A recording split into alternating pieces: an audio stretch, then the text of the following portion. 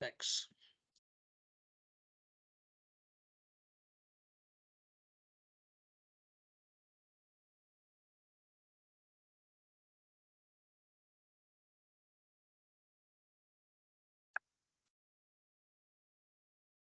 Actually signed on to that. Don, are you able to see that? Yeah, I can see it. Go ahead. So do I have control of the screen now, or it says I do? Okay, there we go. So my name is Don Darling. I am the interim director of Public Works and Utilities. I am currently down in Parksville on vacation, so that's why I have wine at supper and stuff. But I am making the presentation tonight, and this is the third time I have been asked to assist Lillooet in their engineering or public works and utilities needs.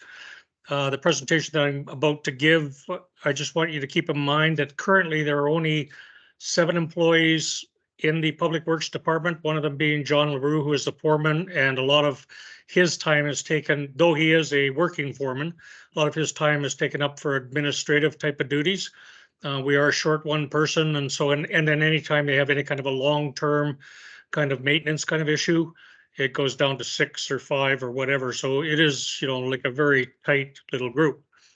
So the presentation that I'm going to do is broken down into, I'm going to first mention about Public Works and Utilities, our budget approach, and then there's 7 divisions that I'm going to talk about. And at the end, I'll do a list of some of the accomplishments of 2022, a list of what should be brought forward for consideration, and a list of proposed projects that staff may bring forward to council for consideration in 2023. So the operational budget is based on providing a similar level of service that has historically been provided, and the main reason for not considering expanding the level of service is the difficulty the district has experienced in hiring and retaining managerial staff in the Public Works Department. It seems that you retain a director, he stays for approximately 2 years, he just starts getting a knowledge of what should be done, and then they leave. And so it's very difficult to really get the department organized. It has resulted in inefficiencies in conducting detailed financial analysis of the department, reviewing and amending policies and procedures to ensure departmental compliance and reduce financial risk. Because if you have policies, they have to be followed. Review staffing qualifications and experience to improve efficiencies and effectiveness, and review staffing levels and workload to determine if additional staff may be required. So first with the engineering division. Basically, it looks after the overall administration of all the divisions in the Public Works and Utilities Department. It does departmental policies and procedures and presents those to council for consideration. Departmental policy or requests for proposals, requests for quotes, tenders, and contract preparation, master plans and other long-term planning associated with Public Works and Utilities. We assisted in the asset management plan with the management team. Grants related to Public Works and Utilities. We've been successful in some, but we just got notice that we weren't successful in the last one. Capital project planning and management, including studies, plans, and strategies. The subdivision and development servicing bylaw, which the interpretation, application, and amendments, and referral responses. So the Public Works Division, they're currently responsible for operating and maintaining infrastructure maintenance. So that's hydrants, roads and sidewalks, drainage, snow removal, and sanding. Solid waste management, parks and trails, airport, sanitary sewer, water utility, and other public works services. So for hydrants, it includes fire flow analysis, painting and numbering, clearing of vegetation for access, and snow removal for access. The policy states currently that all hydrants should be operated and tested once per year. A complete breakdown should take place every seven years, so they should actually take the hydrant apart and replace any parts that need replacing and put it back together. And then the hydrant maintenance policy should be reviewed because I do not believe that this policy has been followed at this time due to staffing levels. So there's a risk to the department or to the district if they don't take a look at that and make sure that it's being adhered to, or they reduce the requirements, or what they can what they have the funds for or the resources for. Roads and sidewalk services. There are more than 100 lane kilometers of road and 2 kilometers of sidewalks. And the services include patching, shoulder repair, litter pickup, mowing, and line painting. And yearly, there's very little money put aside to do any extensions to sidewalks. They can do, repairs on minor locations, but there's no money budgeted on an ongoing basis to extend sidewalks into new areas. Drainage is inspections, culvert cleaning, grate cleaning, and storm manhole cleaning. Snow removal and sanding. It includes plowing and sanding district roads, sidewalks, parking lots, trails, and fire lanes, and hauling sand and mixing it with salt at the works yard. And the budget is based on the historical average, because snow removal one year can be very high and the next year not be very high at all. And so there's stabilization reserves that are in place, that when you do have an excessive snowfall year, that you're not running out of money. Drainage. Oh, did I go the wrong way? I think so.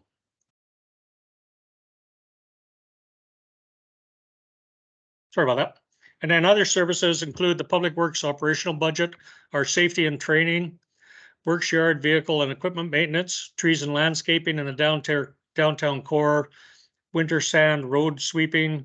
And I should note that when they do this winter sand road sweeping, there is it takes one employee about 6 weeks to do it.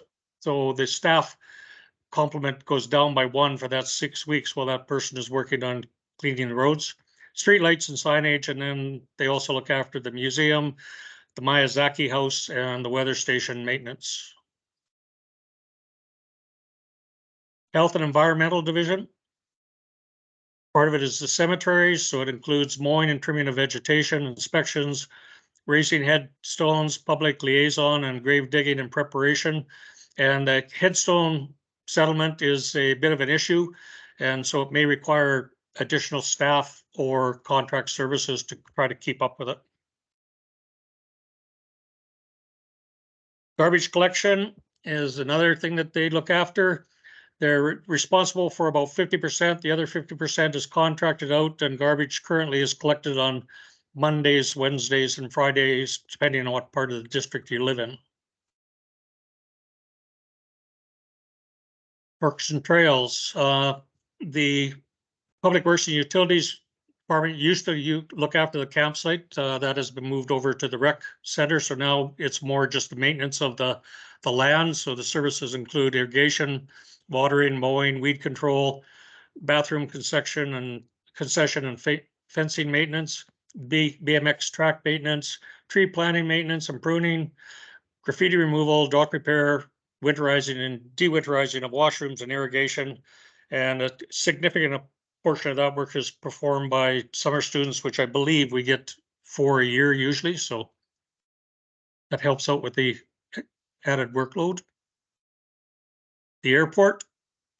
So it's hydro insurance and bank costs, lounge building and bathroom maintenance, fence inspections, flail mowing, and fuel receiving. The water division eats up a lot of time. So they're responsible for the water treatment plant and intake structure. There's 5 pressure reducing stations, 2 water pump stations, plus several small pump stations in the small water systems, such as the industrial park.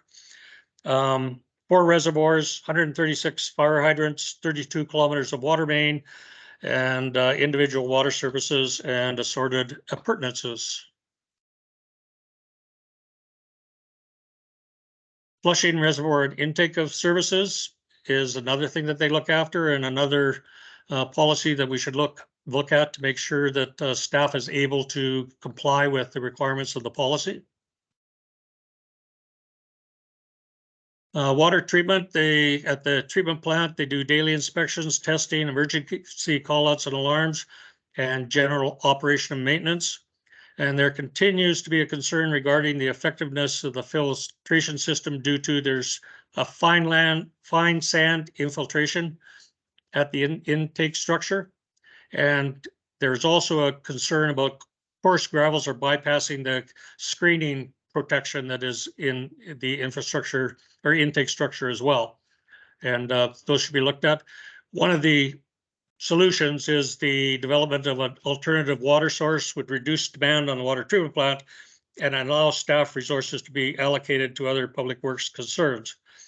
The alternate water source is looked at as being the preferred solution rather than upgrading the treatment plant or dealing with the intake structure, because they're a lot more money and that everything would still have to go through and be treated at the water treatment plant.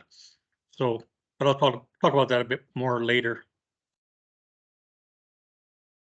Water distribution and pumping, so they do inspections, chlorine, residential, residual testing, leak detection, locates, cleaning and flushing, maintenance and repairs, emergency callouts. Keeping in mind, you only have 7 people doing all this work. It's amazing that they can keep up.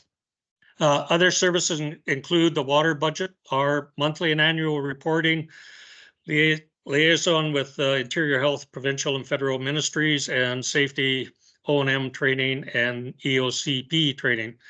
And the monthly and annual reporting and the discussions with Interior Health are what take up, quite a bit of John LaRue's time. Sewer division. They're responsible for the sewage treatment plant, primary filtration and clarifiers, 3 lift stations, 200 manholes, 25 kilometers of sewer mains and sewer services and assorted appurtenances. Flushing, collection, and pumping is the cleaning of manholes, flushing sewer mains, cleaning and flushing pump stations, inspections, locates, maintenance and repairs, and emergency callouts. And the treatment plant is daily inspections, testing, emergency callouts and alarms, and general operations. And again, the same kind of responsibilities, reporting structures for the wastewater treatment plant that apply to the water treatment plant. So, summary of accomplishments. The subdivision and development servicing bylaw is about 60% complete. The delay has been how to deal with road cross sections and standard drawings. They need to be confirmed. We plan on getting that done by the middle of the year. The budget was 77,000. Cost to date is 18,523. Water modeling database. The project is complete, though we use it all the time for modeling water. If a development's coming in and they want to connect to the water system, we can run a water model to see what impact it has. The budget was $10,000. The cost was less than $1,500, and the sanitary sewer modeling database, similar type of tool that allows us to analyze when a development connects. The budget was $10,000, and the cost was less than $1,500.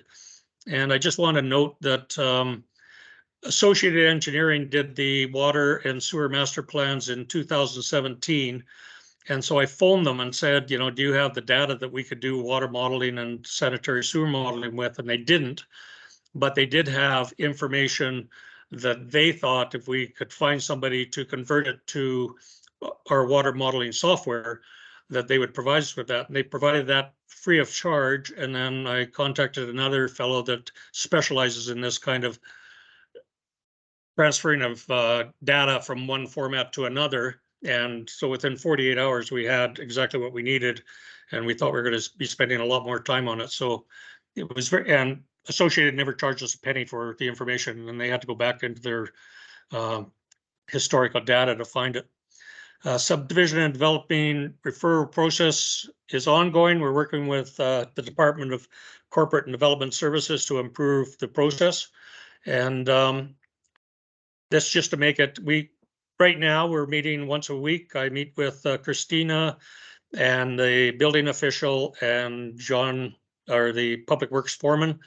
And we just discussed the applications so that Christina doesn't have to remind us every 2 weeks that we haven't said anything. And it seems to be working fairly well, and then we can expand it into other areas. Source Water Strategy Phase 1, that project is complete, and it identified Town Creek and 2 infiltration wells were identified as the preferred options, and that came out of general consulting. And the water treatment plant needs assessment project, it was received late in 2022, and we're planning on bringing it forward shortly to council, early 2023. Just with all the budget process, we decided, like December was a little tight, so we'll do it, within the next month, I would think. The budget was 30,875. It came in at 26,136. That was done by Urban Systems.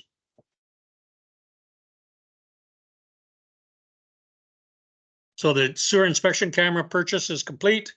It provides crew with the equipment to confirm sewer blockage and service connection locations. The budget came in, or was 44,000, and it came in at around 42. And then ground penetrating radar, the purchase is complete. We have received both pieces of equipment, and it provides crew with the equipment to more accurately determine the depth and location of underground infrastructure. And the budget was 25,000 and came in at 22,130. Dalton Park revitalization, it's about 65% complete. That's the building sitting there. It got delivered just a few days ago. The budget was increased and approved at 197,500, and the reason for increasing the budget is we wanted to make it so that the washrooms could be used in the winter. So the crawl space is heated. It's not going to be used year round, but if Lillooet wanted to have a special event in the park in the winter time, they would be able to fire up the washrooms and have facilities for people to use.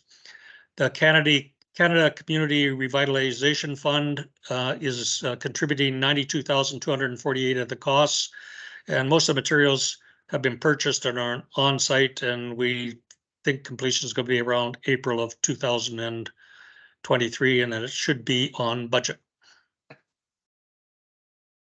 Concerns.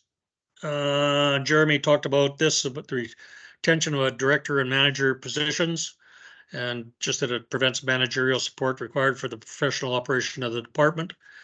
7th Avenue PRV grant applied for but not approved. I think we've done it more than one occasion.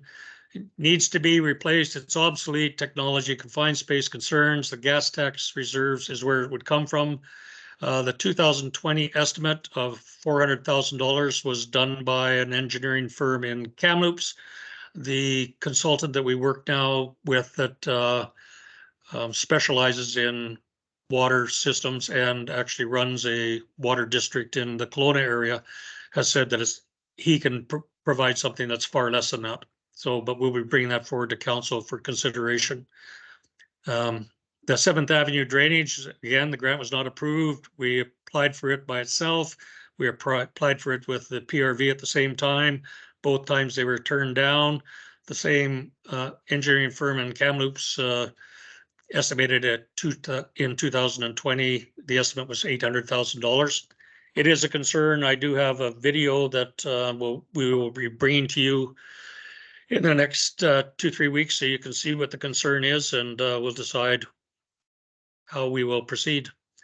Risk management, I mentioned before, policies and procedures may not be adhered to currently, so that they should be, we should take a look and put a list all together and set out the priorities, and then bring it back to council and decide on whether we need staffing or want to reduce the requirements of the policies so that we're not in any kind of a financial risk. Record drawing and infrastructure record management. Kevin talked about this.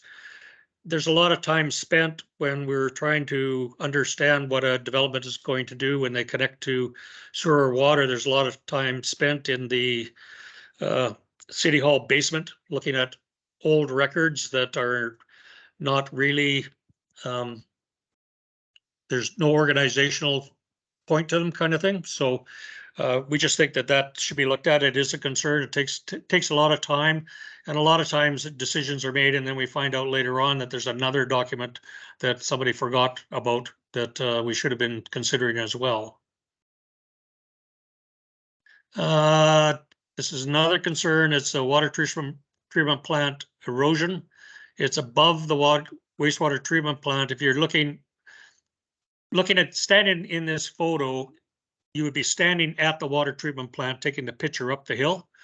The cost is somewhere between 50 and 150,000. What happens is the water comes under the tracks up at the top of the hill, and then they try to divert it by trench along the top of the bank and down to another gully. Well, water does what it wants to do, and when it's running full, it decides to go over the bank. That concrete wall that you can see, that portion of it, that was built because the public works crew was having problems containing these slides, and you can see that it just didn't stop it. It still is a problem. We have concerns about substantial damage to the wastewater treatment plant and CN Rail. We need approval from CN Rail to perform the work, which would either be a line ditch up at the top, diverting the water over to the other gully, or a piped infrastructure up at the top to divert the water over to the other structure. So that's why the $50,000 to $150,000 range. We've attempted to contact CN Rail by email and in writing and have not been successful. They don't seem too concerned about it, even though it might be their railway that gets undermined. Summary proposed projects. So there's the Source Water Strategy Phase 2. We want to now go into looking at to confirm the feasibility and cost of the two recommended options, which are the Town Creek and the infiltration wells.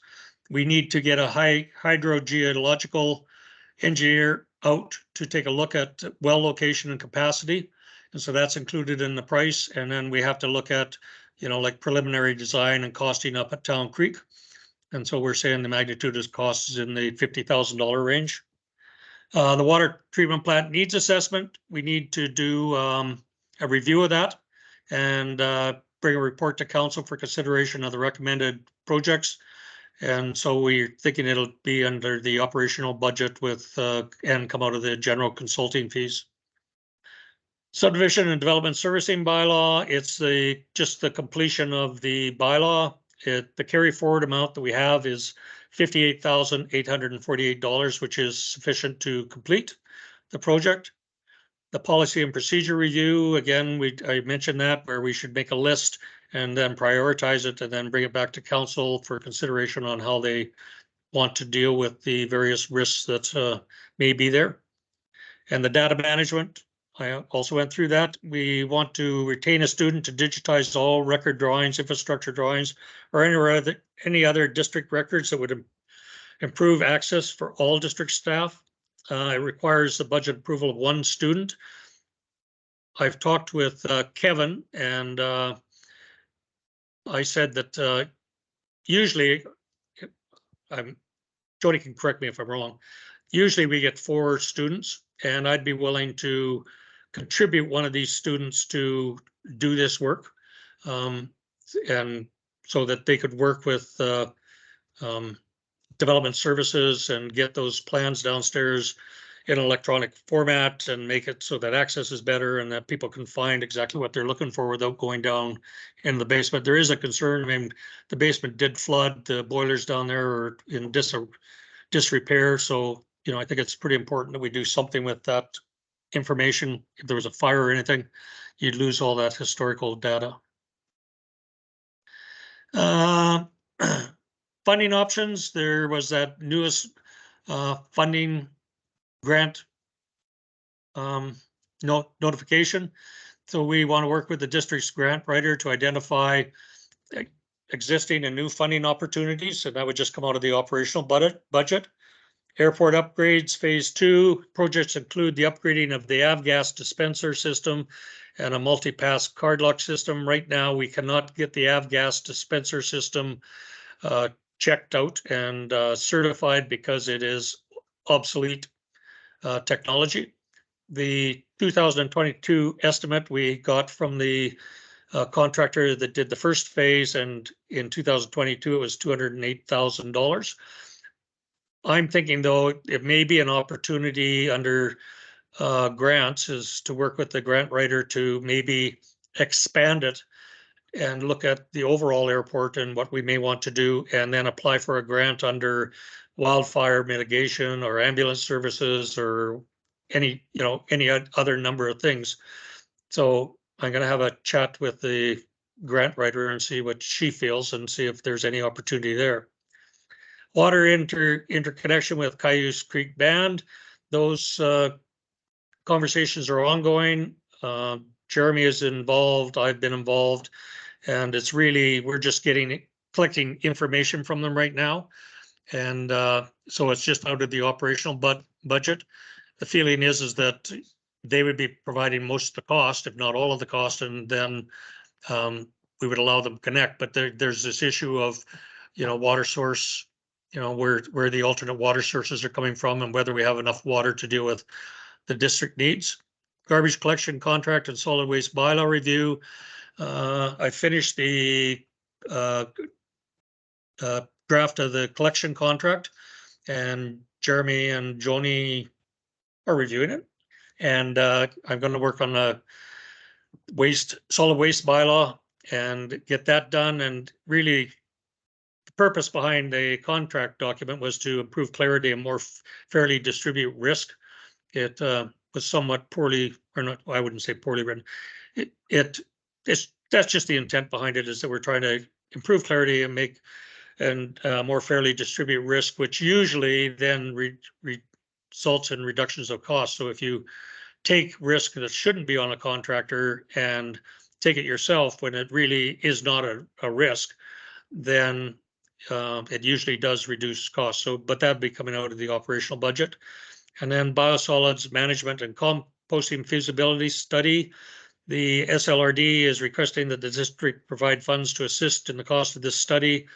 The involvement of staff will be limited. They're asking for a $15,000 contribution. And I've just asked them to keep me informed of what's going on, and then I'll CC Jeremy or whoever else needs to be included. Whoops. There we go. Sorry.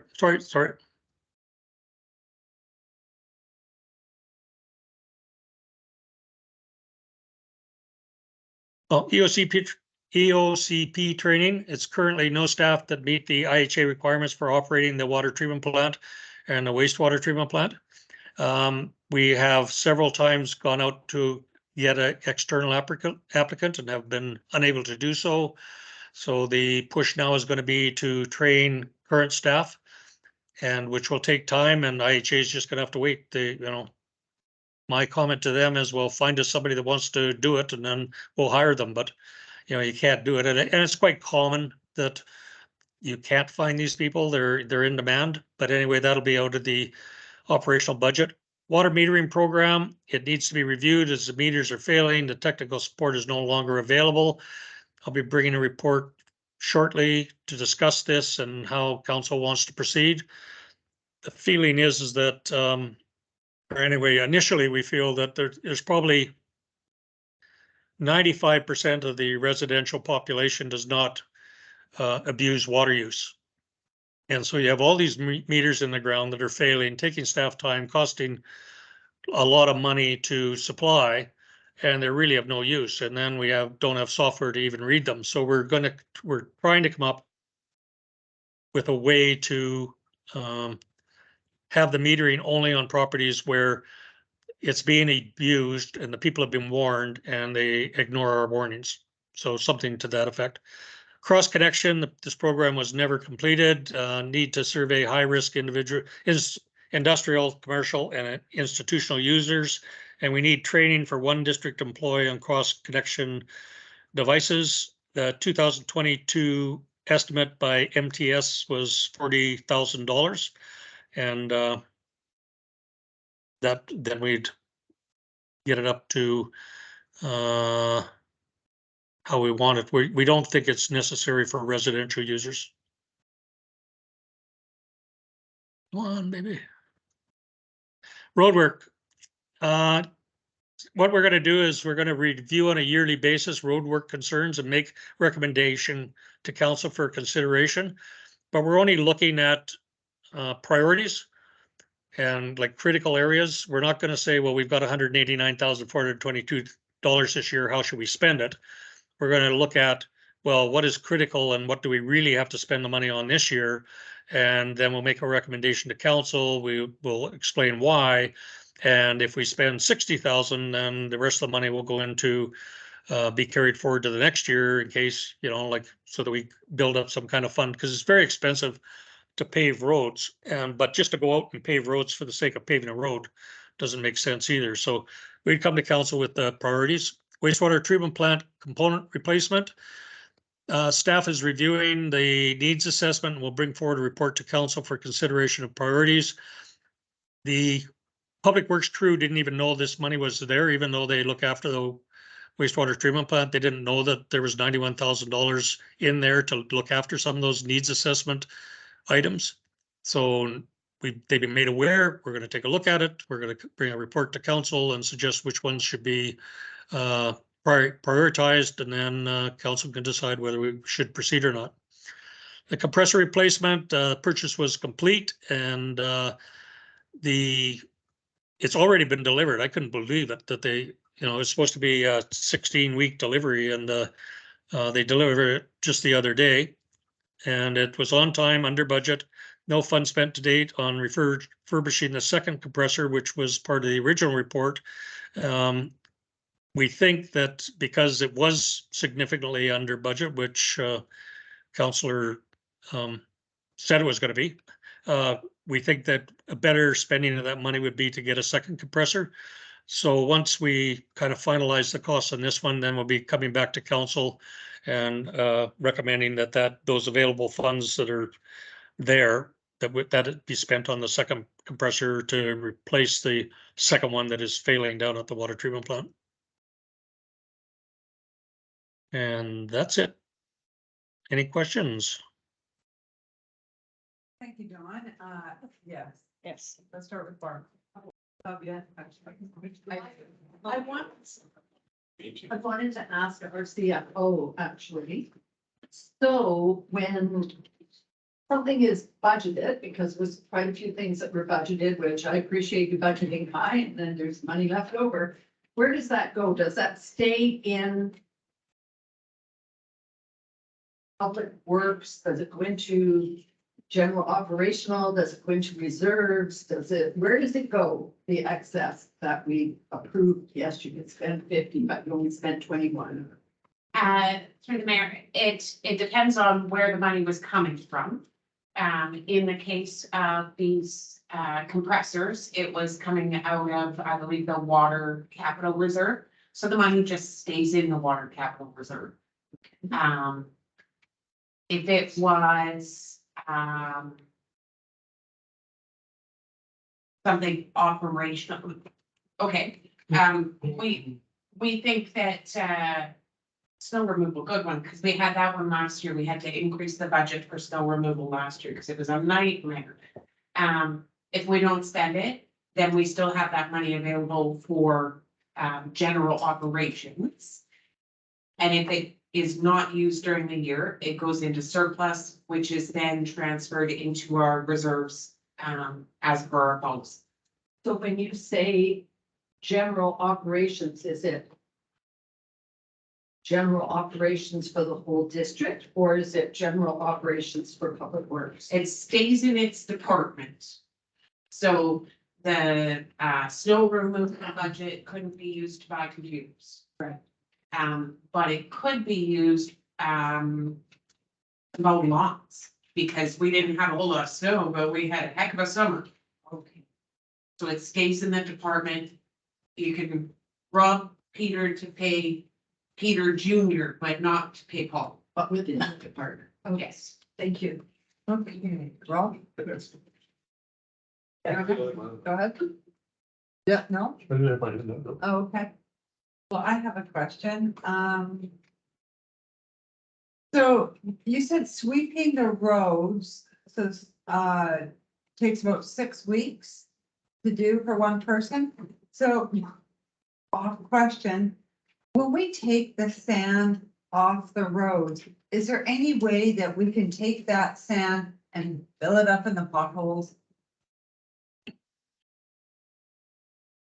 Well, it is dirt, but I mean, rather than having. I wouldn't recommend it. I mean, the potholes, even if you use cold mix, it doesn't last that long usually. I mean, it's way better than sand. Sand wouldn't last any time at all. So, if you've got substantial potholes, you're better off to like take a section out and pave it. But then probably the second best is to use cold mix but do it in the warmth of summer. And you got to make sure that it's done properly, that you clean it out, you dry it out so that there's no water whatsoever. And then you've got to get it in there and compacted properly. I'm not sure what Public Works does, but some communities, all they do is they dump it out of their truck and drive their truck over it with the tires and then drive away, and it's not going to last. And so, Yeah, but and cold mix is better. Sand wouldn't last very long at all. I've had that question a lot, and not particularly about the sound, but why not just at least fill them up in the meantime, so. And my other question was.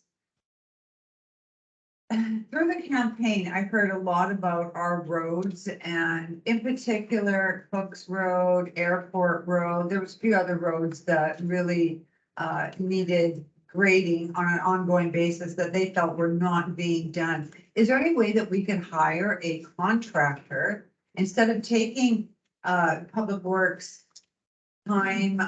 Is there any way that we could hire a contractor and either get it graded or at least find out how much it would cost to perhaps seal coat these roads? A cheap fix, I'm not asking you to pave or anything like that, but just maybe Yeah, Something. there's no problem getting costing bring to council on hiring a contractor to do those works. There is a reluctance by the Public Works crew to contract things out. They, it's almost like they're going to lose a little bit of their job kind of thing, but there's lots of work out there. But yeah, it is an option, if you identify those areas. If they're not doing the work, then, it should get done. I'm just thinking because Public Works is, like you say, there's only, what did you say, 7 of them, 7 employees, like that's a lot to do. And, just taking the graveside headstones alone, like they haven't been done in years, so they all need to be lifted, and I can't imagine how long that would take, but I would imagine it would be pretty significant, so. Just wondering what that would look like and how much costing would cost for seal coat. Is it expensive? Sorry, the last part? Is seal coat, is it expensive? Because I heard for a while the province wasn't allowing it to be done, but then I heard up in 100 Mile or Clinton, somewhere around there was a road that was done about 1.5 years ago.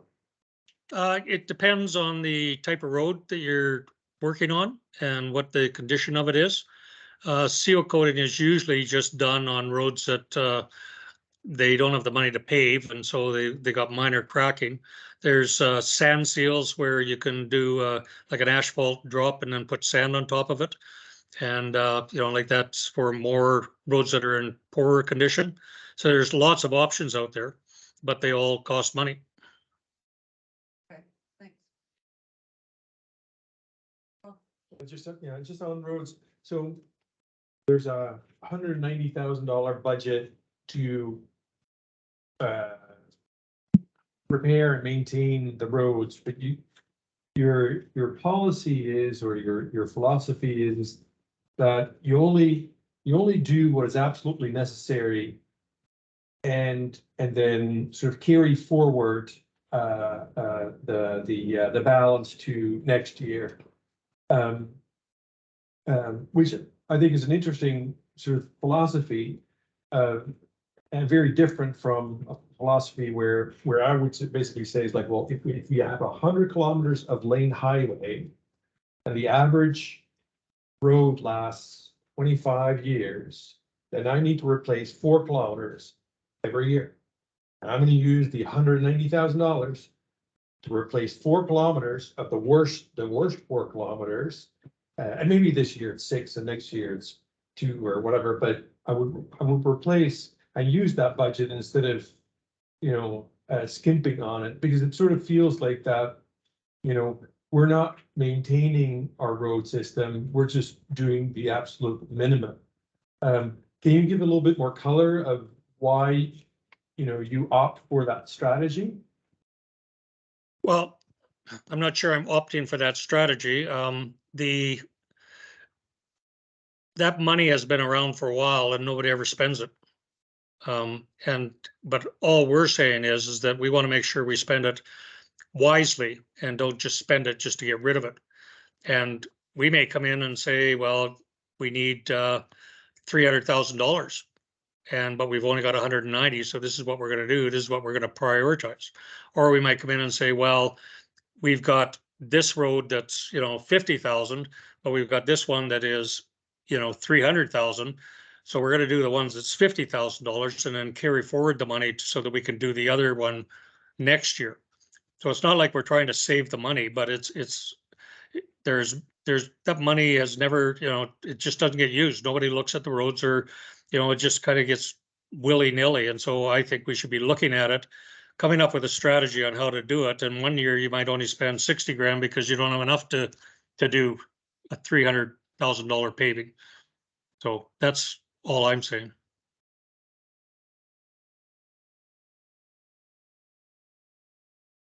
If I could, through the mayor,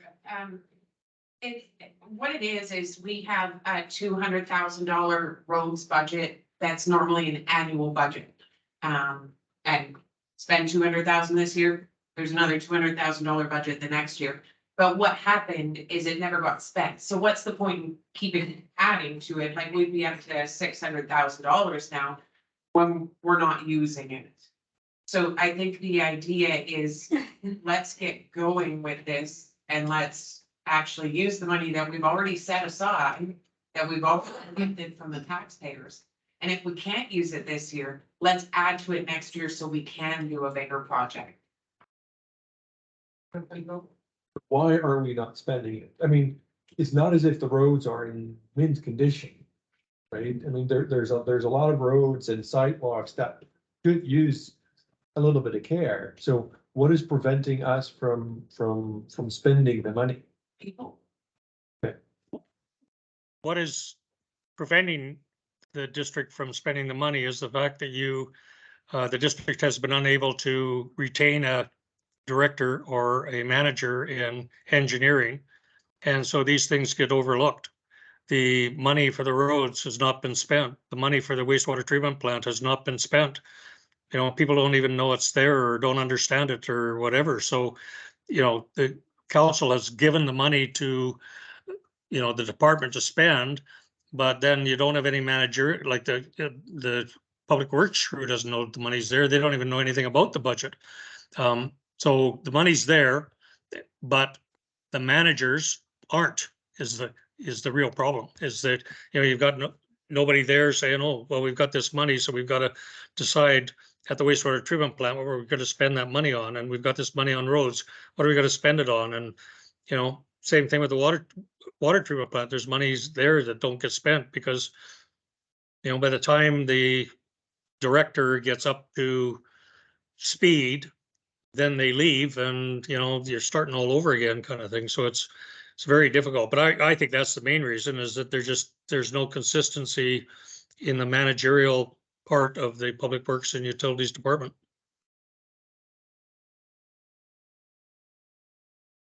I go back to saying, with a contractor, that would be something that we could it's something I think that we should think about anyways, because I think roads are, It still has to be overseen by somebody. yes.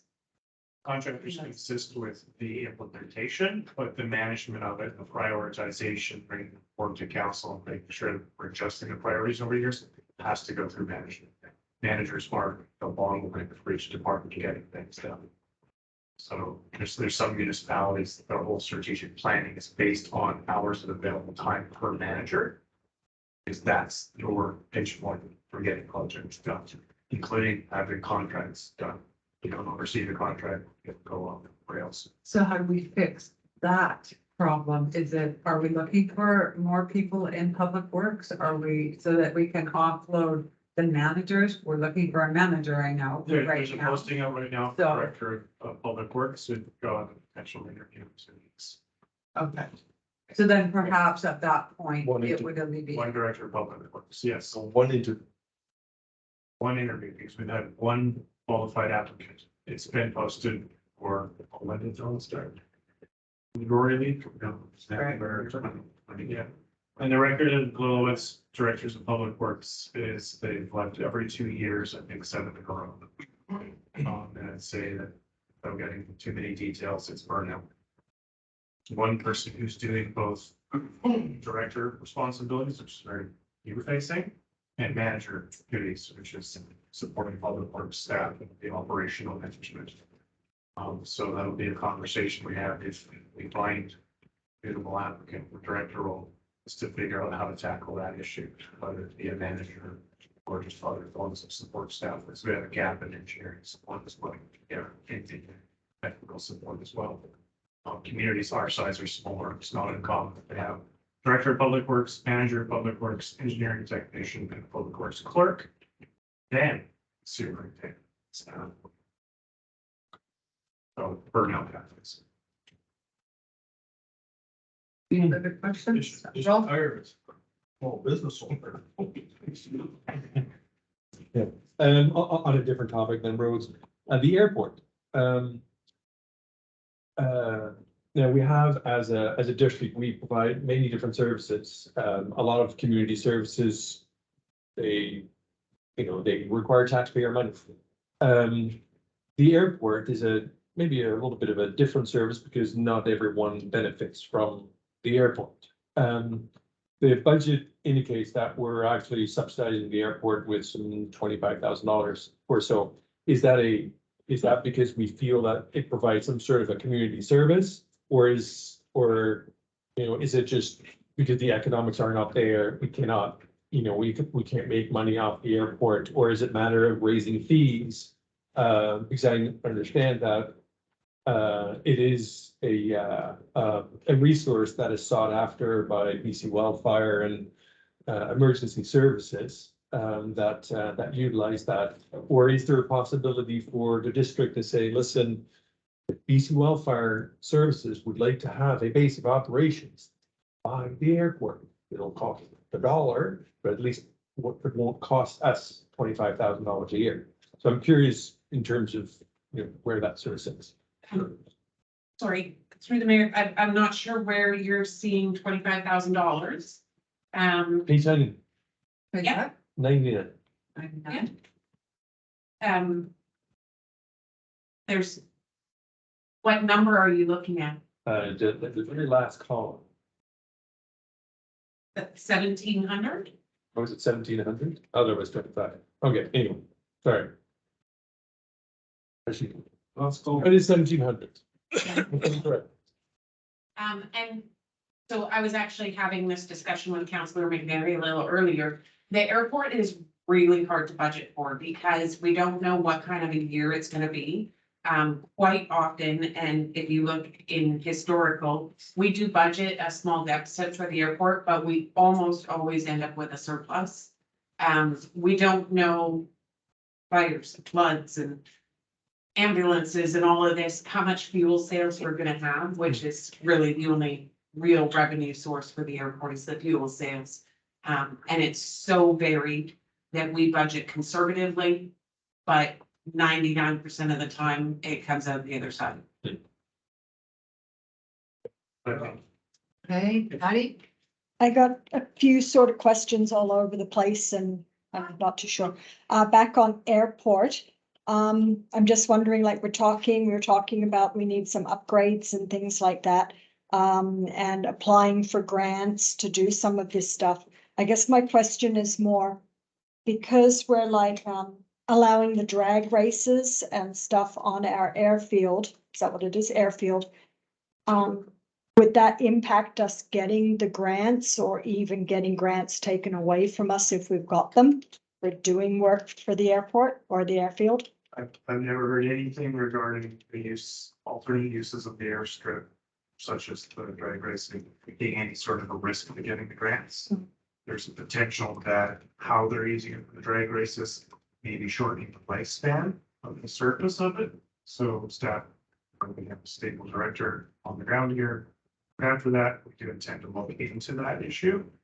But the flip side of the airstrip is that having those sorts of events is potentially an economic benefit to the community. No, yeah, I can see that. I'm just, yeah, thinking about us not getting the grants. But I don't think the use of that for alternative things is a detriment to the grants. If you haven't already, there's AM Aero did a airport grant prioritization study, which is on the website. You'll look at very good report. It prioritizes all the upgrades that should happen for the airport to maximize its benefit to the community. So that when we're applying for grants, we're always going back to that study and saying, what should we be trying for first to have the biggest impact, for first. And that report acknowledges those alternate uses, doesn't say anything. If I can keep going here, we were talking about sidewalks, about how we need to put sidewalks in, replace sidewalks and how costly they are. Has there been thought into, because this is my thinking, yes, we need the sidewalks in the downtown area. Have we thought of redoing just like blacktop sidewalks, which would be? Sure. Thank you to the chair. This will all be part of the downtown vitalization project, looking at everything that needs to be reconstructed. We're not looking at the form and character of downtown. We are looking at the infrastructure, which includes the sidewalks. So I would advise against doing any works to the road, most of the road is mentioned transportation anyways, but doing any works to the sidewalks, doing upgrades to any street lighting until we figured out actually what we want to do, what order we want to do it in, and then apply for Yeah, grants. I wasn't talking more of the downtown, sort of using that as an example where sidewalks are, but doing the rest as like a blacktop or whatever, because I know we're looking at just that revitalization for that one part at the moment. Yeah, so that was sort of a bad example for the rest of it. Mr. Darling, do you have any comments regarding blacktop type sidewalks instead of concrete? Paved shoulders. Thank you for going Yeah, not anybody hear us? No, I couldn't. John, I think what we're asking is what is the potential of creating walkways by using paved shoulders instead of sidewalks? Yeah, the option's there. It works better if you do it as part of the road and have, just a line separating the paved shoulder. Their tendency is if you do it in just a pathway, that they tend to break down. Roots seem to come through and grass seems to come through, but that option is there. Right now, we're not asking for it, but it's definitely there.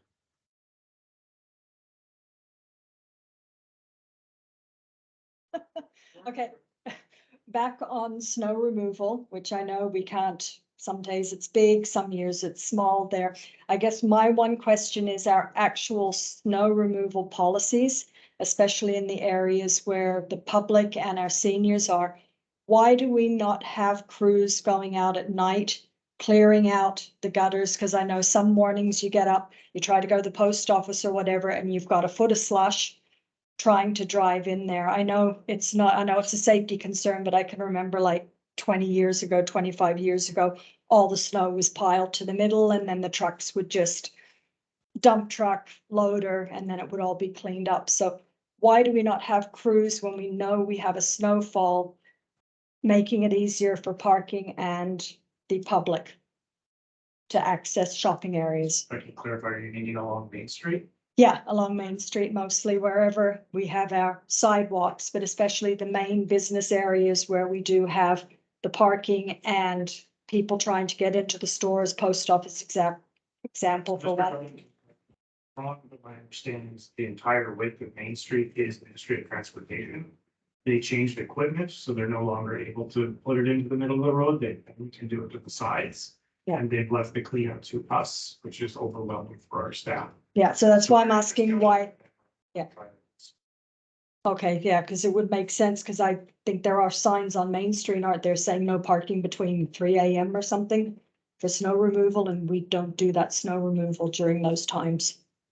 It's as far as I understand, because of the way that Modi's doing it, they've doubled our workload, tripled it, and simply can't do it quick enough for the problem that they've created, as well as also doing all the other snow removal during those 150 kilometers of road lane. So we're right now is trying to find out what other communities are doing to solve this problem, because we've had no positive response from Modi to stop doing what they're doing. Okay. Okay, what is cross connection? Sorry, that one came up and I have no idea what that is. It's to prevent the water system and the sanitary sewer system from interconnection. So you have a device that prevents backflow from one end to the other. So to prevent contamination is what it's for.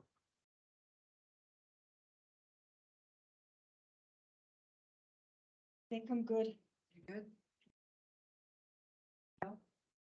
Yeah. Okay, we're good. Thank you, Don.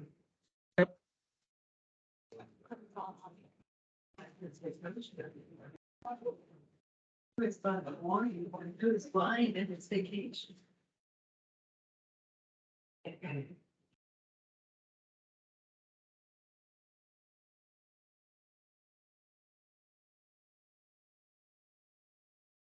That's.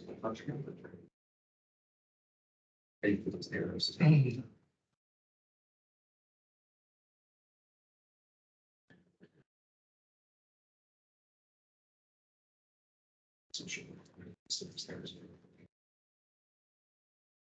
Council, so I'm here. Let's discuss our happy place. That is what we are, that's what we do. We are the place where everyone goes for their events, fitness, gathering, learning, and hopefully eventually at some point in time down in the future, their culture. What we do, we host various events. People come in, they host their powwow, show and shine. You see there is some carpet bowling for the seniors and of course hockey tournaments. This is just a brief listing of some of the events that were hosted here over 2022. I will state that it is a little smaller than it was back in 2019, but a little bit of an uptick versus 2020, 2021. So we're starting to see that usage of the facility increase as we kind of come out of COVID. What we do, we also host meetings, open houses, presentations, weddings, funerals, and for some reason, council meetings. Organizations who utilize the rec center are listed here. The list is long. I won't go through them all. In fact, I'm sure the five of you know all these organizations better than I do, just based on your time in the community. We do, however, have some tenants, so Radio Lillooet, the Lillooet Area Library Association, and we do actually have a CBC tower up on our roof. And these are annual tenants who provide us monthly leases, regular income, and we're thankful to the Lillooet Area Library Association for their contribution. This is some of the things in which they do, including making popcorn across the hallway, driving our audience nuts. What we do, we also operate an arena that can host some skate Lillooet, but District Minor Hockey Association, public skating, and some noon hour skates, and noon hour hockeys. We also operate a swimming pool where we have kayaking, swimming lessons, public swims, aqua fitness, and down the road, hopefully, we'll get into the projects, future projects, hopefully even some Whippet courses. What? Whippet. Is what? Is there water obstacle courses. Oh, So the inflatables that are on water, they can turn into obstacle courses. We also operate a fitness center with the bouldering wall, weights and cardio equipment, and a squash court. We offer instructor-led fitness programs. Basically, right now, 2 yoga programs with different instructors. One of the things I will comment on this one right now is that in order to host more, I think we have to change our instructor weight rates, or at least change the advertising of them. Because I don't think our advertising doesn't really state that get a 2-hour minimum rate, right? So a lot of these instructors are teaching an hour class, and they'll sit there and they'll look at the hourly rates on our advertisements and be like, hey, $22.50 or something like that isn't worth it. But if we say it's a minimum $45 per class, we might get more interest. We also offer drop-in programs such as pickleball, volleyball, carpet bowling up in the mezzanine. Of course, hockey, I'm looking at involving some pond hockey coming soon. We've got the little, like a foot-high net. And so you don't need your full equipment. And the rules of pond hockey are you can't raise the puck more than a foot. We also provide youth programs. Bronze medallion, bronze cross. Actually should remove that school skating program. Teen skates are back with the old timers giving up their Friday ice time. We also rent Conway Park. We don't look after the property other than the concession and the washrooms. Public Works looks after the grounds. How we do it? It's basically 5 of us and some seasonal part-time help. So it's myself, Paulo, the facility supervisor, Megan as the ops assistant, Andrea as the park supervisor, and Bill as our custodian. And we have a number of different seasonal staff. I said earlier before, 2 part-time fitness instructors and 1 seasonal full-time program staff, basically in the summer, who looked after youth programs. And then hopefully we have enough relief staff on hand as required, which we don't tonight, so that's why I'm trying to rush through this so I can go relieve Paul. How we do it with a lot of support from the community to host programs and events. Again, another long list of local organizations that you're all quite familiar with. And we do it with huge support from our user groups in the community. So Minor Hockey's donating towards a water bottle filling station, and goes also that's the company that provides our new Zamboni, the ice resurfacer. They've donated 1 towards the fitness center. And then with about 90, what's that? 97? About $98,000 in donations last year. And with Swims donating about 93,000 of it towards the pool. What we do, or what we plan to do. So these are a list of our projects. The main ones I want to focus on here. And you'll see a pattern with a lot of the projects I'm proposing. When I first arrived, all I could see was silo, silo, silo, silo. Like, you have facility operators who think, no, I just operate the arena. Custodian, I just operate the main core. Lifeguards, for some reason, think they should only guard the pool. But we want to break that down, and not just within our staff, but also within our user groups, and have people understand the interconnectedness of all these different things. So by utilizing or taking advantage of Radio Lillooet now giving up their office space beside their radio station, we can reclaim that, turn it into a pool office where it can become more like our front desk. They can take in money off the deck, which they're doing right now. They have to receive cash on deck. So now they can be first and foremost securely behind some glass. So they can transact, so they can make these cash transactions safely. They can also have a POS machine. They can also have the debit machine, so they can take transactions in more various ways. And if we also then split our communication lines to the fitness center, so that and our surveillance systems, so they can look on the computer monitor, or they can look on the monitor and assess when somebody is down at the fitness center room that has paid for it. They can then buzz them in.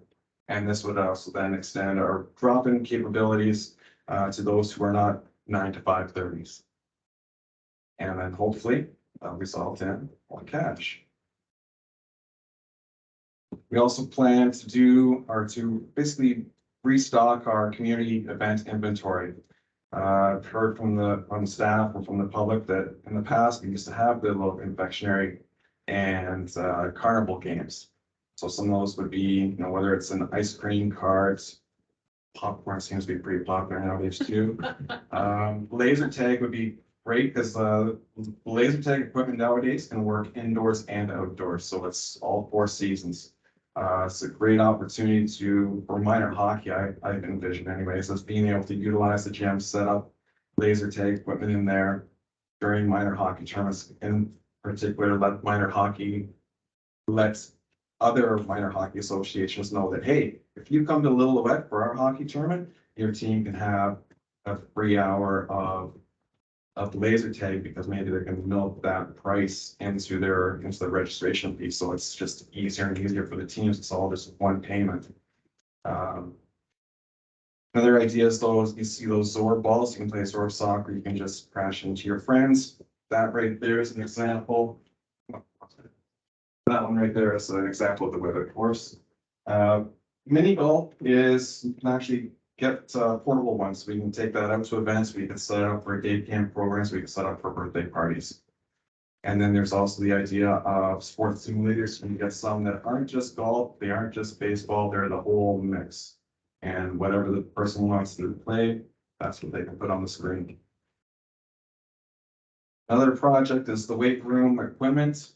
Again, this one here will be utilizing $100,000, hopefully from NDIT, with a little $43,000 investment from us, and just reinvigorate the entire room. We can redo every single piece of equipment in there, and probably even expand into one of the other long-term bouldering room bouldering wall room. And the added benefit to this is that fitness members will pay for quality. So if we improve the quality of our equipment, we can increase our prices. So it has a long-term return on investment. Another small thing to look at is the booking software, in particular, almost a dire need if we take over the campground. The booking software can take online bookings and registrations, and if we do take over the campground, what a huge advantage would be on our staff to not necessarily have to be on hand at the campground 18 hours a day. Another one, I'll actually admit this one, despite all the nice fancy equipment for programming events, the arena heat recovery is like, when this system was built, there was still opportunity to install another heat transfer plate that can then pipe water back into the arena boiler room that's right adjacent to it. And you'll see here, and I'll show it during the tour, this here pipe that comes down to this pump and feeds this hot water tank all the way back to the boiler plant over by the pool. And so we're actually sending heat from the biomass and the propane heater down to the arena hot water tank that's already getting water off the arena plant and a propane heater that's sitting right beside it. So it's the third redundancy heat source for that hot water tank. Meanwhile, the arena is exhausting out through the roof anywhere between 120 and 220 degree water, almost 16 hours a day. And that's even with the current angle, not Zamboni, angle room getting heated from it and that hot water tank. So huge cost savings again for the whole building. So that's the one project that again breaks down a lot of these silos because everybody benefits from it. Conway. You're gonna heat the pool with this? That's what you're thinking? Yeah. And you don't have to run pipe all throughout the building because the pipe's already there. It's just sending heat from there down to there. Like you're sending heat from where you need it to where you don't. When you got a huge heat source sitting right there, that's just about 30 feet from being tapped in and sending it back where you really need it. And that boiler manifold isn't just the pool, it's also the HVAC system for the whole building. So everybody benefits from it. Yeah. When I mentioned it to Simcoe and they were here for their mid-season checkup. They're can't remember what his job title is. If he was the project coordinator, if he's just like the lead mechanic, he looked at it. I don't know why nobody thought of this. Yeah, it's almost too obvious. Good job. Is that the cost of it to do it? 99,000? Yeah, I think I've got a quote from them that was 90. So that's a little bit of a contingency fund in there. What's the pellets cost us? $200 a ton, What's the cost per year? 55-ish.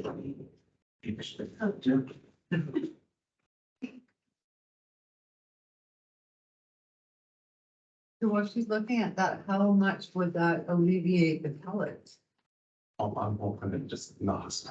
I don't think it would, but it'd be Right. awfully darn close to it. It would be, like, we could probably eliminate the propane. We still probably just keep the burner there as a fail safe. And actually, you know, you would still need the propane because obviously in the seasons, the months in which you don't have the arena going, you would still then need the biomass and the propane is being its backup. Fair enough, okay. Anywhere between 55, 65,000, depending on the year. So in 2 years, it would pay for itself. Just. Oh, wait, Yeah. I'd go more with the 3 to 4, something like that.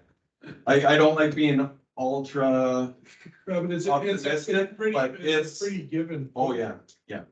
We pay some for even 5 years. And would you not would you not invest in something that's gonna pay you 20%? No, businesses do it at base at 8%. Don't answer that. Sorry. Well, Is that all you can do? Is there more? Okay, so what I would do is I would use this and check it out for a couple more years.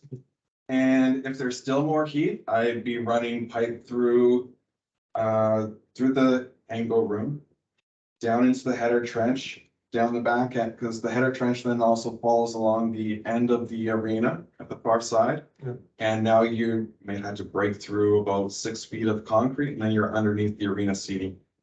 And then you produce radiant heating. And get rid of those propane heat, well, maybe not get rid of them, but limit them. Yep. But yeah, these things are pretty famous. You could even, let's say, again, the next one is, let's say we advance with the cultural center, and we're paving a parking lot. Yeah, like around people on that. Yeah. Like these things are known to be able to heat communities. But more of a twin pad than a single pad. Okay, with all this going on, is there any parts there that you would, if something happened, that would eliminate all this heat? Like, do we have backup parts for stuff like that? yes, it was. Just. Yeah. Just an idea too, like, you know, if we're gonna depend on it, we're gonna need something. Back up. Yeah, well, you still have the biomass and the propane. If it doesn't work for a year or two. Doesn't work for another.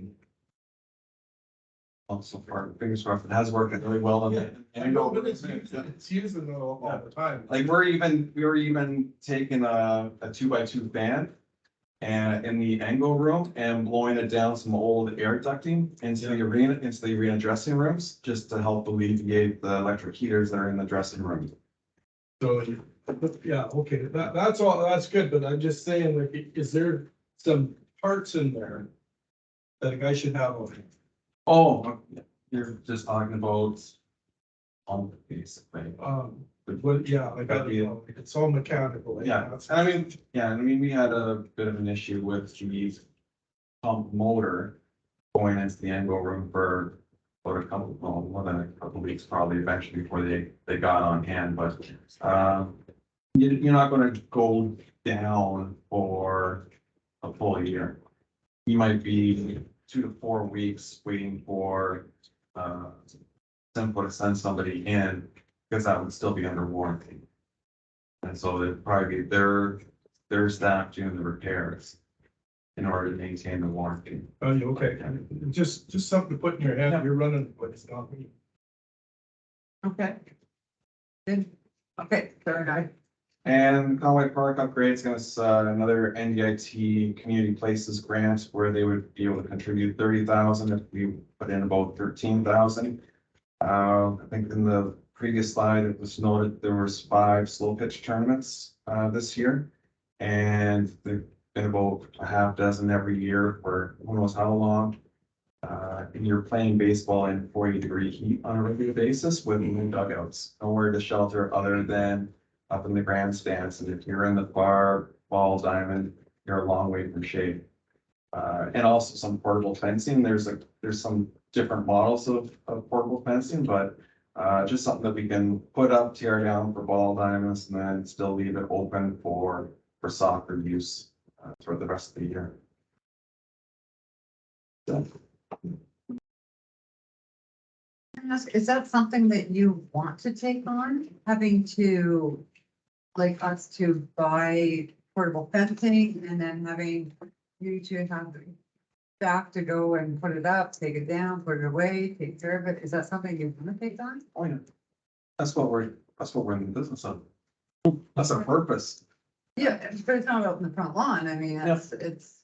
Yeah. Okay. No, taking on, like, most departments, once you get your recreation past the point of just being providing a facility. As long as your recreation facilities are just providing a facility, they're often in your communities, usually at that point, very small. So it's run within the public works department.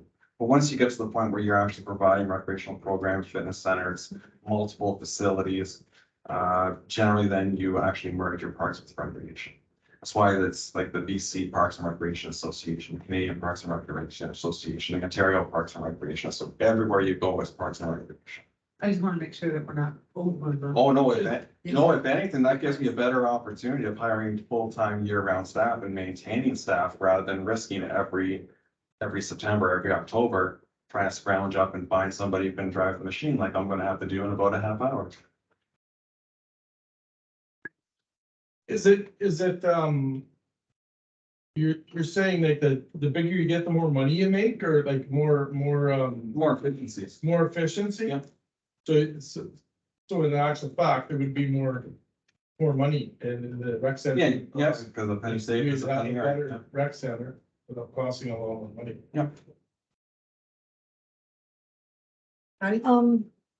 Just things like for the ball diamond and that, like your portable dugout, stuff like that. Would that be something that would just be kept at Conway, or is that something that is actually totally portable that you could bring it here, that you could set it up for, say, Lilla Fest or Apricot Fest, so you've got cover for elders to sit down and that sort of thing? Yep, and even in talk with Kevin Goforth, he was mentioning hosting winter festivals in the past, and so one of the reasons why I held on to the old Olympia wasn't just as a fail-safe in case the Ango goes. It's also like, hey, can we float that out to a fountain and do a winter festival out there? And then the same thing, you just float out your dugouts as well and use them as a winter shelter. And you can have pond hockey tournaments, do a little skating oval, even do outdoor curling rinks.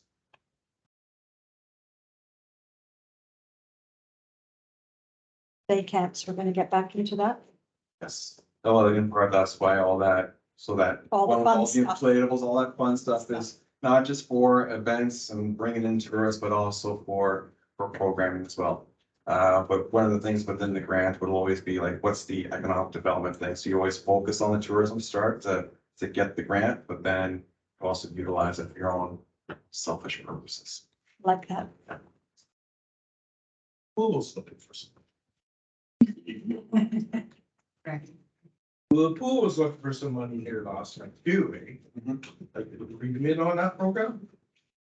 Sit on their meetings, but I was not on with the coming up with $100,000. That way was out of left field to me. Well, that's what you think about that program. I think they should have come in with an offer of 50-50 or something closer to it. So my question to that is, when I started, because I was running the meeting, I got these numbers wrapping around in my head. And they were saying that it costs $10,000 a month to run the pool. And we had given $80,000 and they had given 200, so it was $280,000 over 18 months at $10,000 would come up to 180. Yeah. But They haven't spent their 200 yet. They still have money in the bank. yeah, obviously 100,000 because, but, you know, I just can't wrap my head around $10,000. So Joni, I would just like you to confirm if you can, if in fact it is $10,000 or. So. Please. I can only guess Yeah. where they were coming from. Right. And my closest guess that I can come up with is, yes, Swims contributed about $90,000 for 2022. Maybe about $10,000 a month. Maybe that's where they're coming up with the $10,000. But it's not $10,000 a month to operate the pool. What is it? So excluding any pellets, hydro or propane, it's over $150,000 a year. So what would that be? Probably 12,000 a month, give or take. And again, that does not include any pellets, propane or hydro, which are being used by the pool. We did revisit the allocations between the rec center and Swims. And the biggest increase in usage with the longer term opening is with pellets, which of course are probably the most expensive. So all in all, everything told with complete hydro, propane and pellets not separated, it was just under $300,000. $300,000 for the year, which would be about. But again, that's saying that the pool used all of the hydro, all of the pellets, all of the propane, which they did not. Okay, so if we move back to the 150, so say we did that 99 thing and, you know, it alleviated the need for the pellets of propane and the hydro. Well, we still do. And mind you, the pool does provide free hydro with the solar panels. Okay, Yeah. okay, sure. Would it be safe to say that it would be then $150,000 per year? Which would, then they wouldn't have been out too much. They would only been out by $2,000 or $3,000. Where can we get their books to have a look at it? I know. If you exclude any utility costs, yes, it's about $150,000 a year. Just looking at last year, because then I would also look at removing the paint and the dolphin, because those are just one-time expenses. The paint you wouldn't do for another 20 years, the dolphin would be good for another 7, so you should factor them in as an accrual basis. Hmm. And then that number comes down probably about $25,000. And now You you're, have some and now, numbers on the pool yourself? oh yeah, What were we budgeting prior to this attempt to year end of the past years for the 3 year? Yeah, that's. No. Oh, of course. Just trying to think compare, because I think I said this last meeting prior to, for the last couple of years, have very much been an experiment. In both seeing what it would actually cost to run it year round with the variables of winter. And the revenue options of having more programming, which is something that still needs to go over time. And just the statistics and the breakdown and understanding where are these energy costs going to, because it's never been looked at that way. It's never been recorded that way. my staff with it. If you could do that energy cost through the arena. Yeah, because- Winter time. Oh, I thought you meant like an analysis of the rate of the heating costs, like, because even if you want to actually understand where your energy or your heating costs are going throughout the whole building, you have to go back to the manifold and put a flow meter on every pump that's exiting. Yeah. But I Okay, mean, Barb was back, sorry, Randy. Go ahead, Barb. I'm just curious because if you did do that, so that's gonna alleviate the cost of pellets and propane. It's not gonna eliminate it, it's not gonna alleviate it. And I think when we're talking year-round opening, it's 10 months, is it not? Are we not usually closed? The pool is closed in the Yeah. summer, Yeah. 'Cause right? We For found, maintenance, repair, or whatever, just check. and we found historically that people don't come indoors to swim, they're usually out on the lakes. Right, but with added programming, we do better with grant funding. Or they And- do anyways in particular. Okay, and with the added programming as well, we have the better option of having full-time staff and keeping staff instead of constantly, okay, that can't happen because I mean, I see it, not a lot, but I have seen it and shared it on Facebook, kayaks and cancel because somebody's sick and, whatever. So that would eliminate some of that, would it not? Yeah, in particular, I go to the staffing.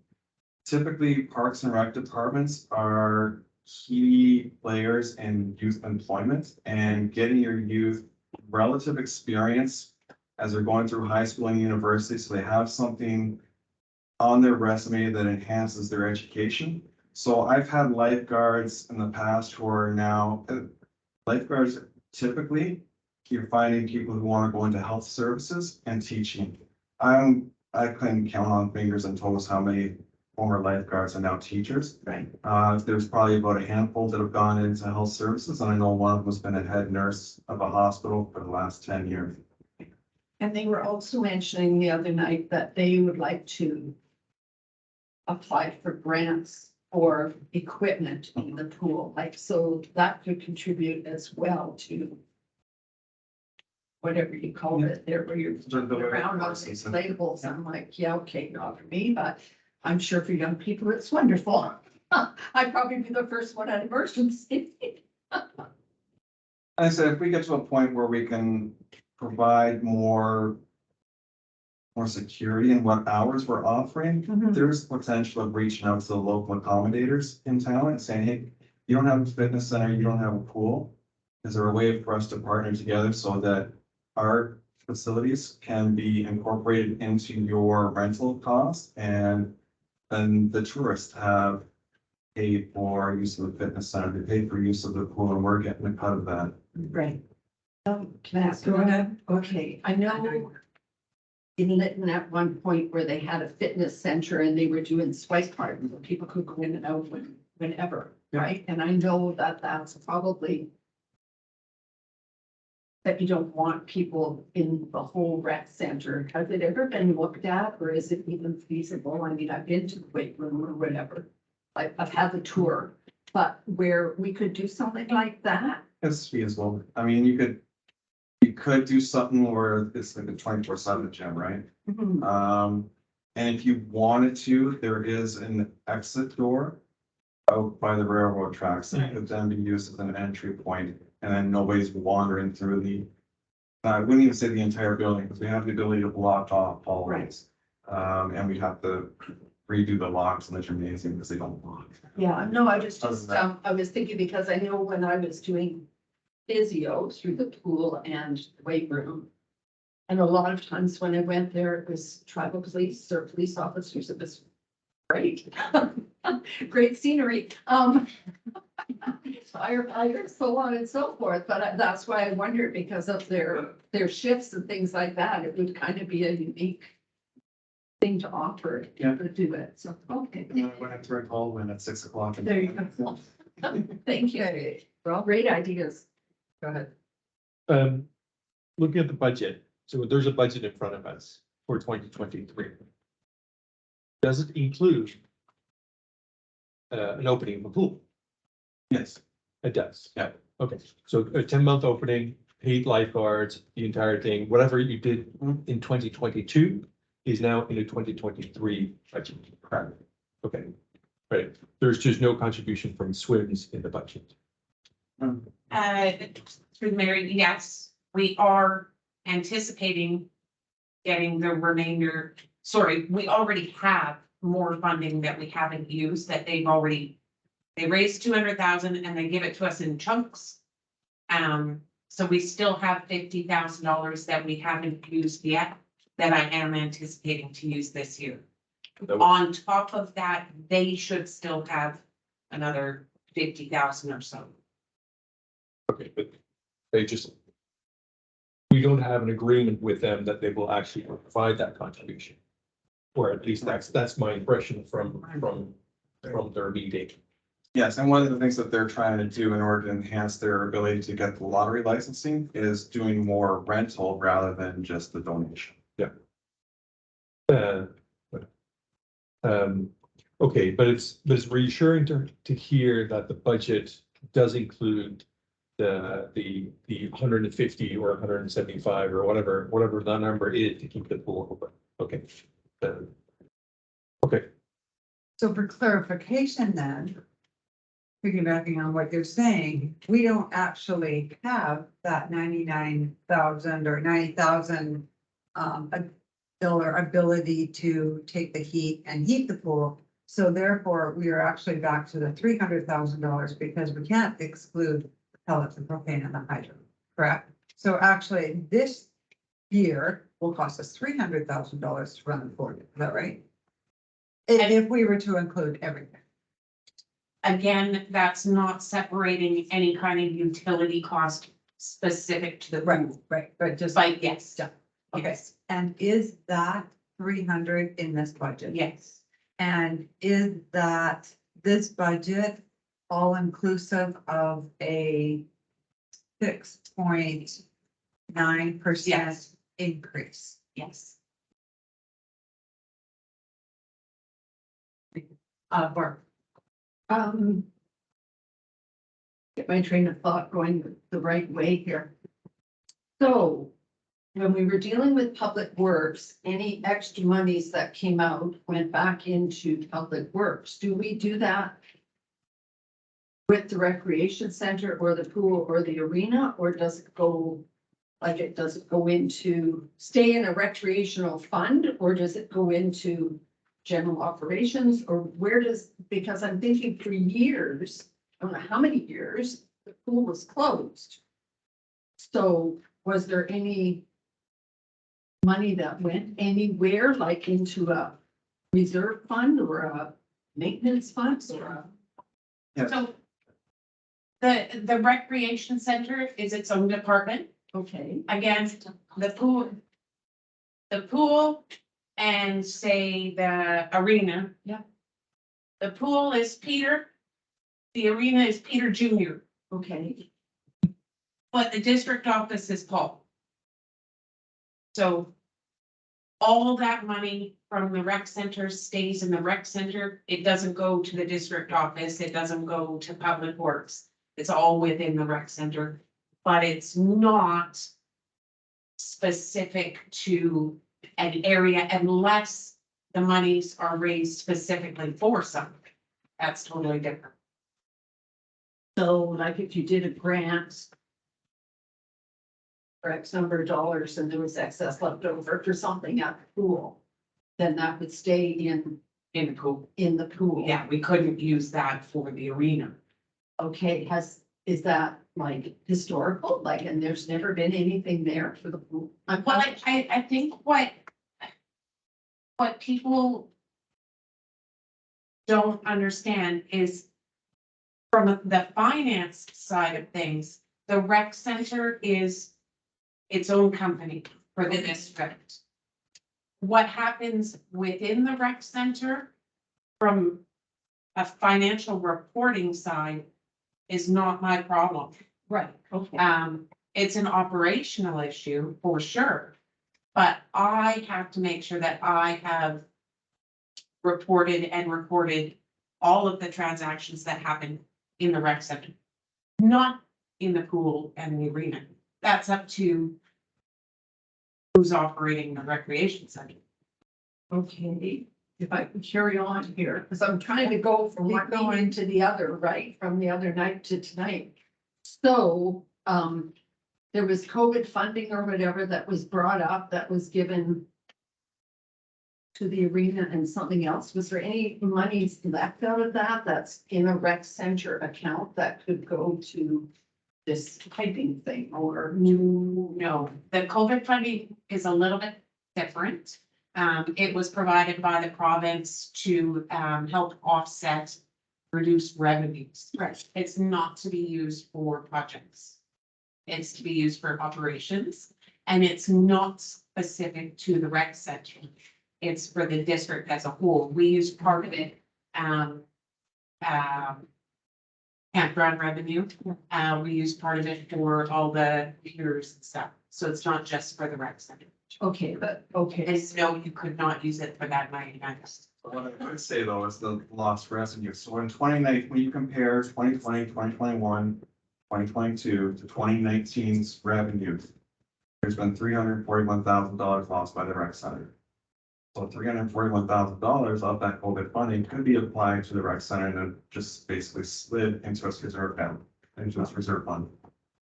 Up to 300. Is there a reserve fund? I'm not even gonna go there because I'm not into let's slide something great. But is there a reserve fund for the rec center? Yes. What kind of money is sitting in there?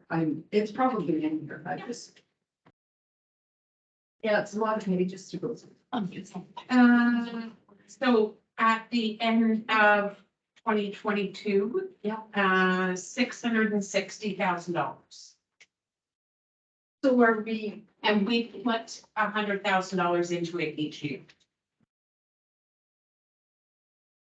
I'm just, my mind is going the same way as we've got all this money for roads, but we don't fix anything. And now we've got money sitting there in the rec center revenue. When are we gonna use it out there? And Can we? And quite honestly, you make a really good point.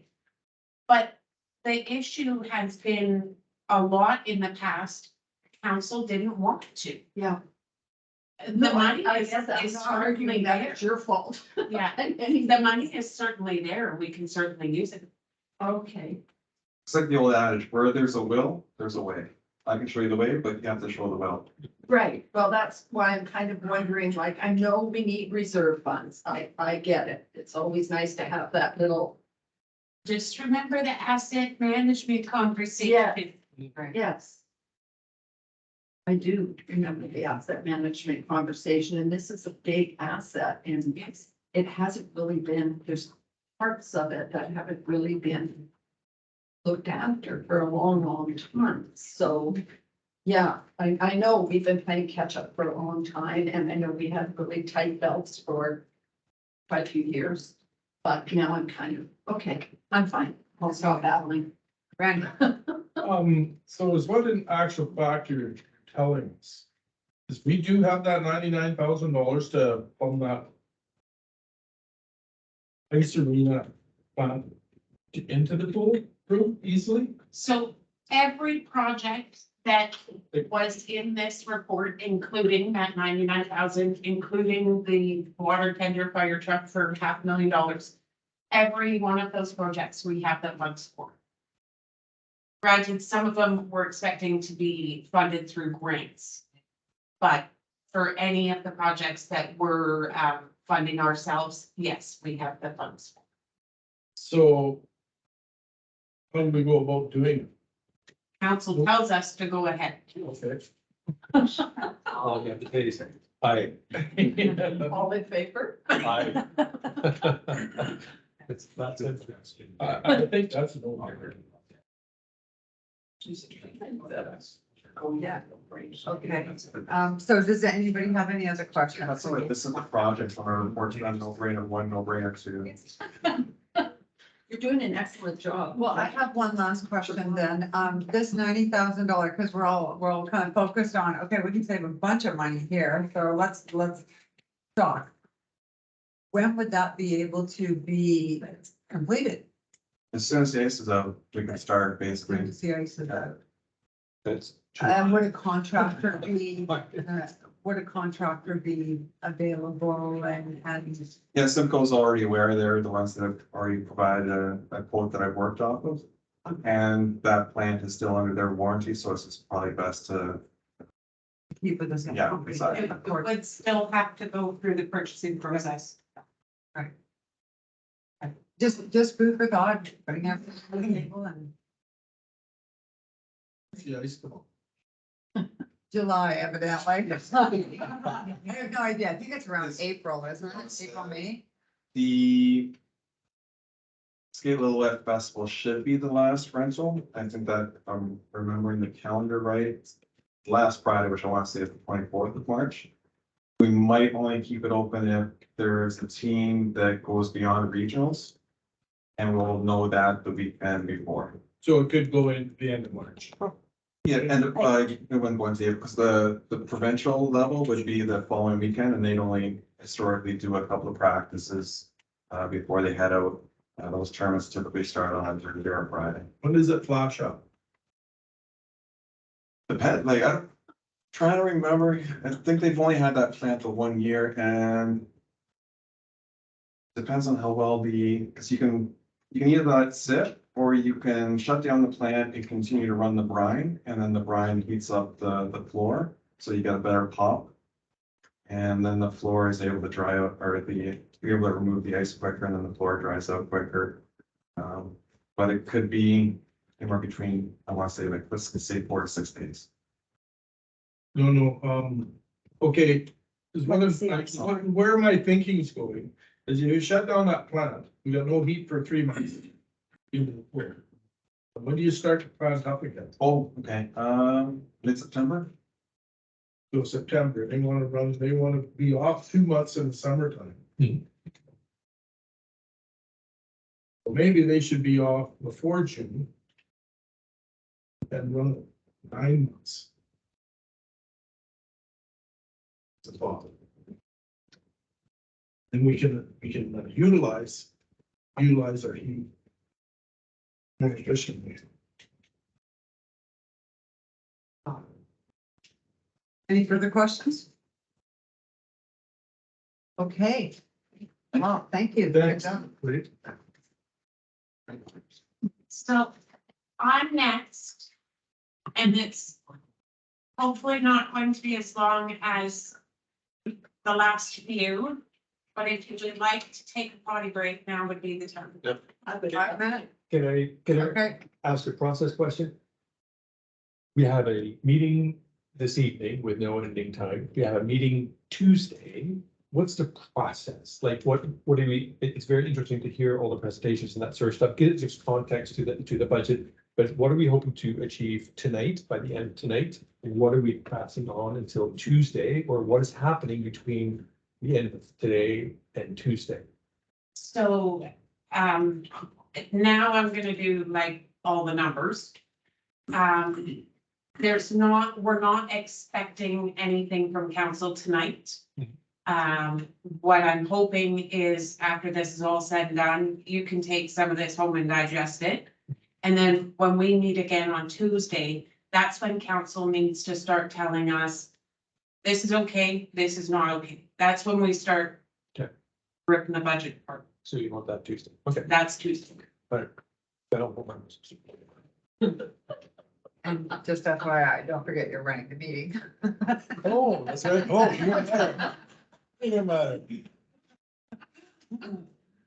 Can we bring in paper? Joni, you're up. Everybody's good? Or, did you want to have a recess? Yes. Okay, 5 minutes. Everybody's.